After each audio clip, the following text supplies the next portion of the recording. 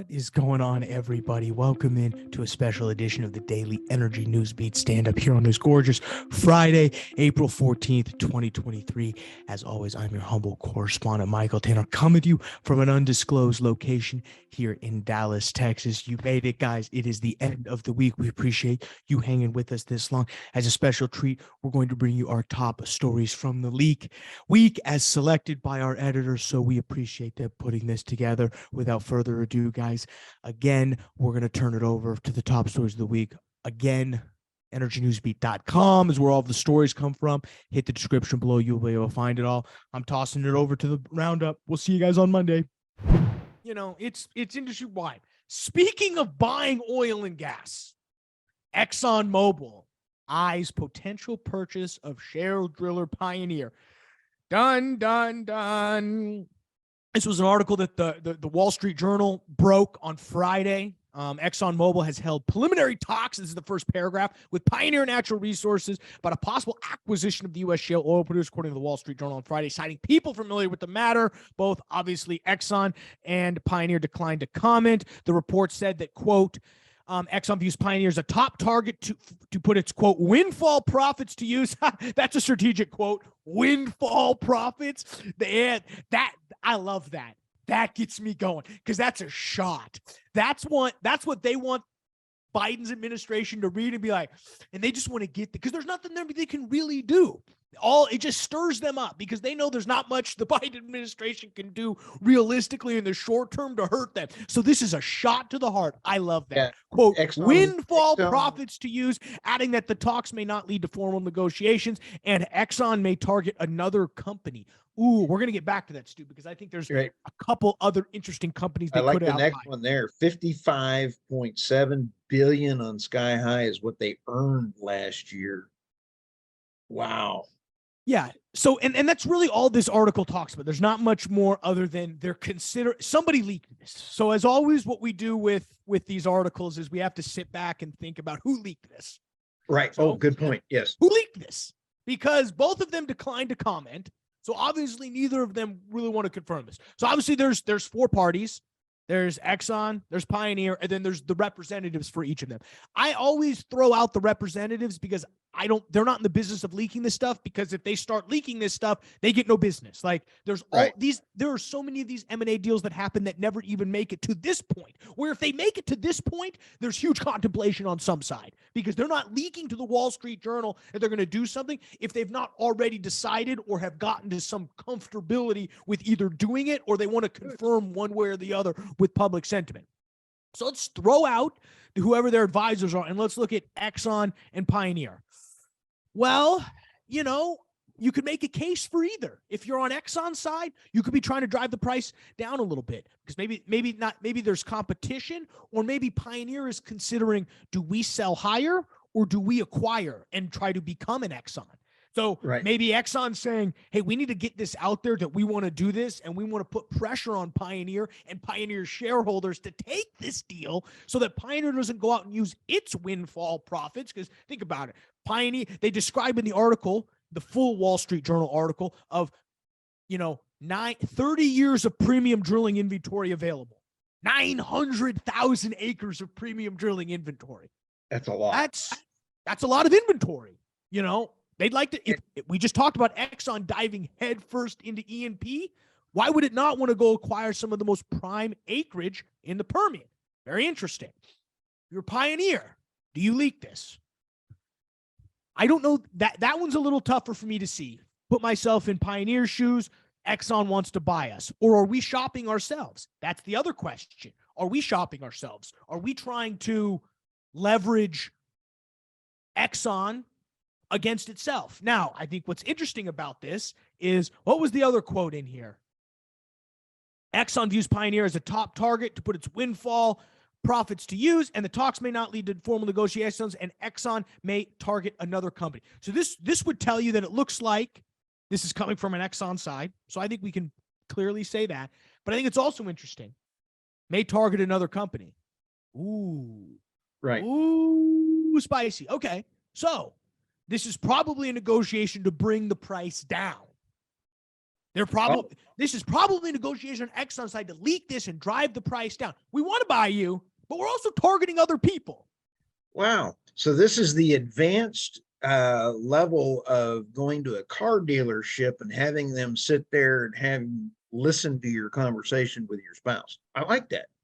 A little bit. Okay. Yeah. The real question is, do we believe there are other companies involved or not? Now, if you believe the first article that we went over, which was, remember, they're pivoting out of high cost, low profit chemical business into exploration and production. Well, they got to do something with all that money. So where are the two places that are growing? One of them that they mentioned in their development deck, Guyana offshore. And they're not even a full partner in that. Okay. Right. What's the next? And so that would tell you that offshore oil is probably where, if you're going to dive headfirst into, if you're a super major, where can you see the biggest growth? That's probably number one. Number two, the Permian. I mean, it's just obvious. Like, it's the acreage and the ability to easily acquire large amounts of acreage and drill wells fairly quickly.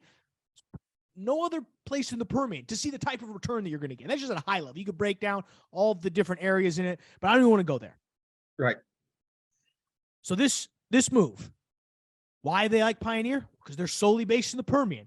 So if you're going to look at who are these other companies they're looking at buying, I would just look at Permian operators. I got Diamondback. They're probably looking at Diamondback. Now, Diamondback's only sitting here at about a $30 billion market cap. Pioneer's about $50 billion market cap. So it's a little bit different. You could get a discount, but Diamondback doesn't have the infrastructure in terms of the acreage that Pioneer has. Okay. And locations. And locations. You could say, well, Hess is the lead operator in Guyana. Could they buy out Guyana? Maybe. They're not going to buy Hess. They don't want to go up and operate in the Bakken. It's not what Exxon wants to do. They're smarter than that. So I think you can cross Hess off the list. The real question is Marathon. Wow. Well, no, excuse me, not Marathon, Oxy. The real question is the other company, Oxy. I mean, think about it. Oxy is in a incredibly advanced Permian acreage position. They've been shopping Colorado for years, trying to get it off their hands. Warren Buffett is buying heavily into Oxy. He would love nothing more than to see a little bit of a return on his investment. When you look at the difference of market caps, I mean, Pioneer's 48, Oxy's 56. That's negligible. So if they can buy Pioneer, they can buy Oxy. I personally think if there's another company they're talking to, it's Oxy. And maybe there's a deal to be made to buy Oxy and immediately sell Colorado, and you sell it at a discount. You can sell it for $4 or $5 billion versus the 8-9 which they really want, which I've heard. Let me give you my 2 cents. The biggest losers of $100 oil, Michael, who do you think would be the biggest losers of $100 oil would be? The poor.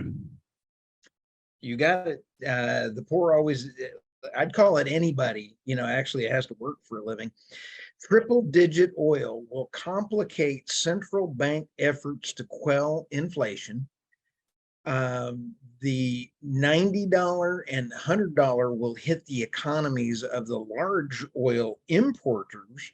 The biggest losers will be Asia's developed economies, heavily dependent on oil imports.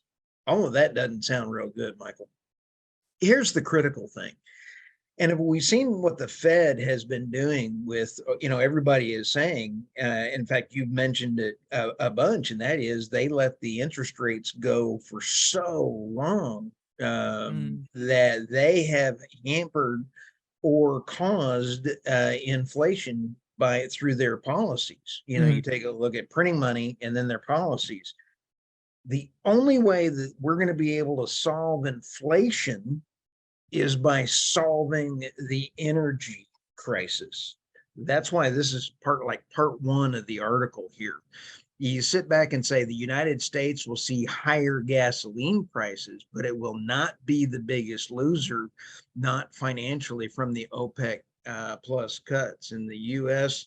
is the biggest loser. The biggest loser is the Biden administration, which has spent the year, and I'm quoting out of the article here, to persuade Americans that the president has helped lower the prices at the pump, which hit a record high in June. Okay, Michael, he took out all the money, all the stuff out of the SPR in order to do to lower the pump gasoline at the pump, um,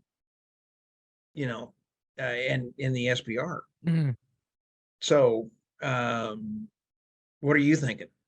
Yeah, I mean, I think, obviously, as you like to say, the poor always take it in the drive-through.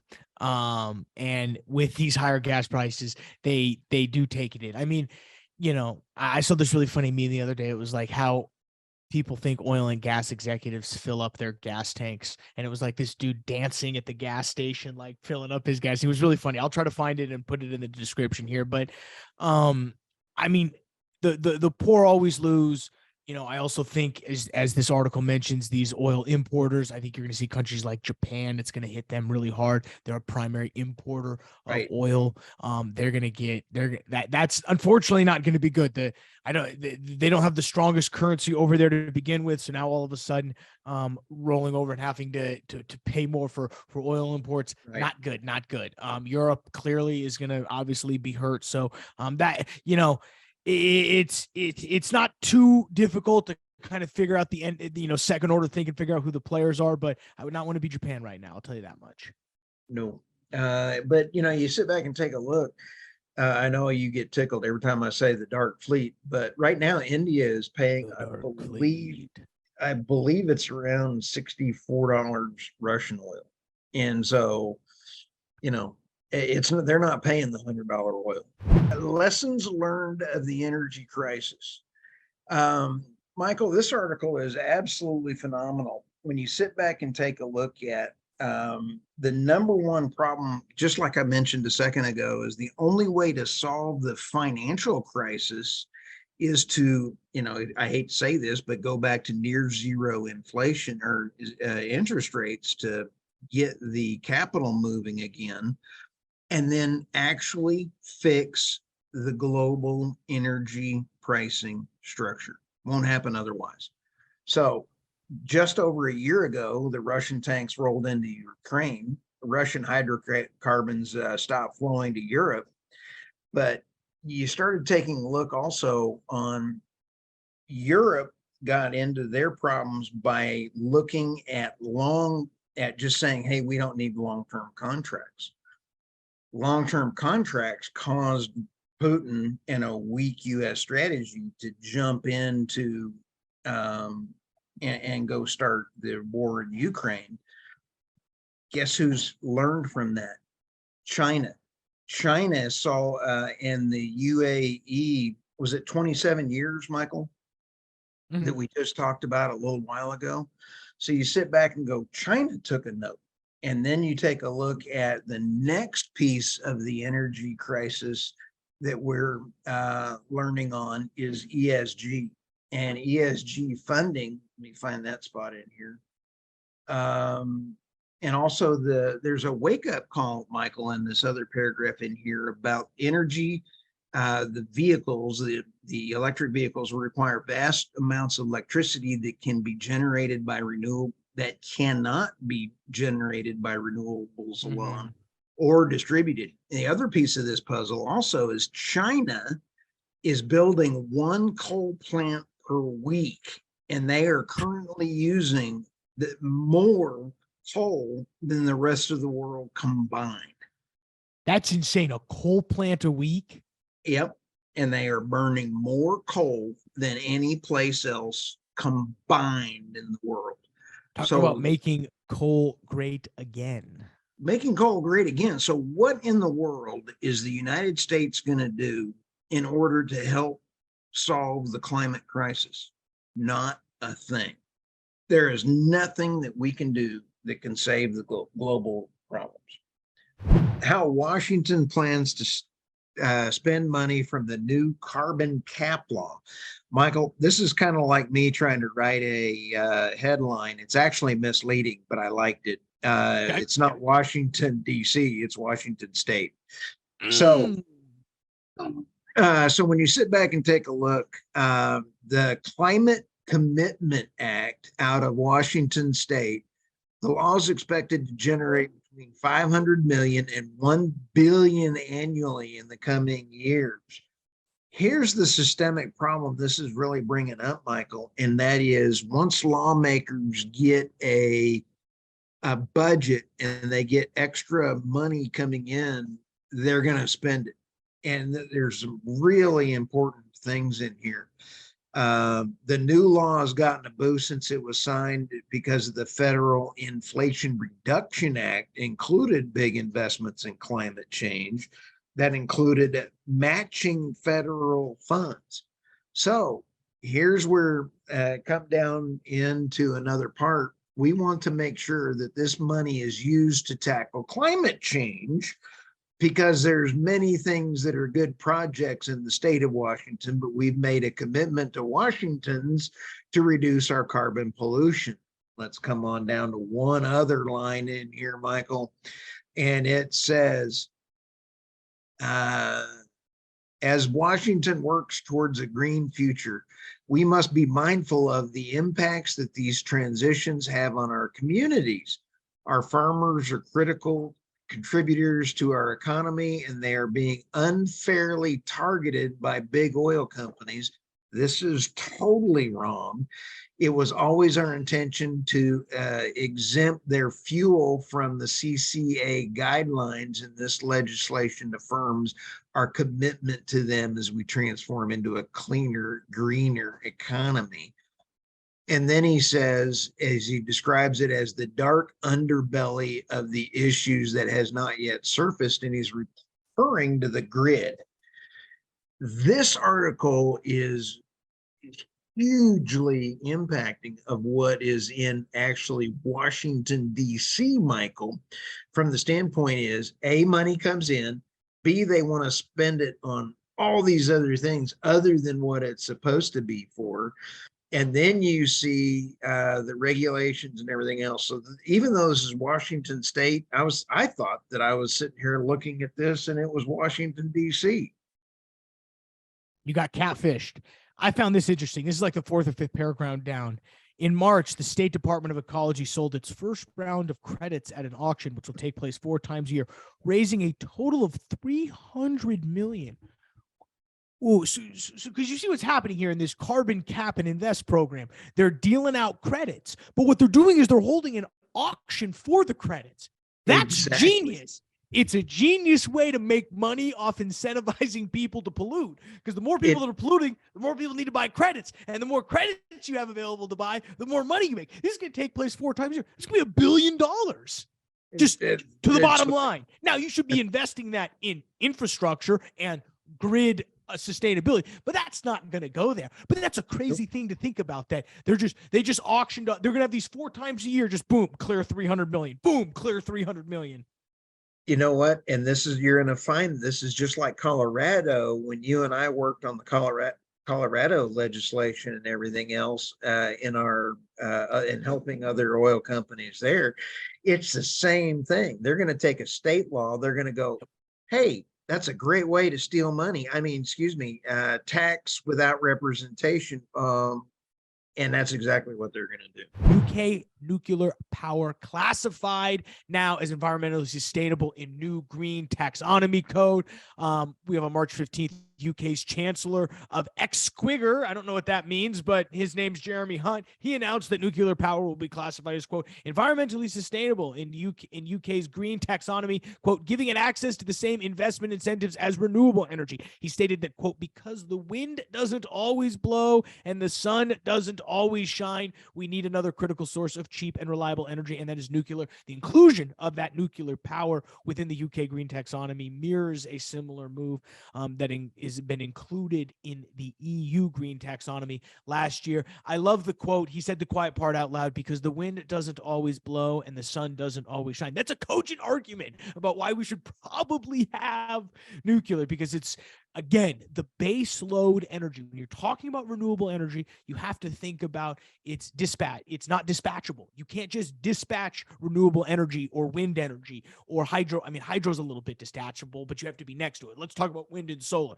That, again, when the sun doesn't shine, when the wind doesn't blow, you don't have energy. So you have to figure out a way to store it. So if you're really going to if you want to talk about investments into wind and solar, that technology is fairly solid. Invest into batteries so that those batteries can then become the dispatchable power that we do. Because right now, clearly, coal and natural gas are you can turn a coal factory on. You can start burning more natural gas. It's very easy to increase the baseload energy there. Hard with renewable energy. I think another interesting quote in here we have is on the challenges of attractive capital to fund these climate initiatives. This Green Technical Advisors Group said in a paper, argued that significant progress must be made by the UK to attract global capital commitments, and suggested the UK adopt the same broad concept, methodology, and metrics as the EU taxonomy where possible. The UK's addition of nuclear power in the green taxonomy still is under consideration, follows similar steps in the EU last year. So as the EU goes, so will Britain. It's great to see the EU come around on this too, because I think Stu is, he'd be pounding his, I know he would love this article. It's why I wanted to cover it, because this can really help become the bridge to a much actually clean, sustainable future. And that's coming from an energy guy.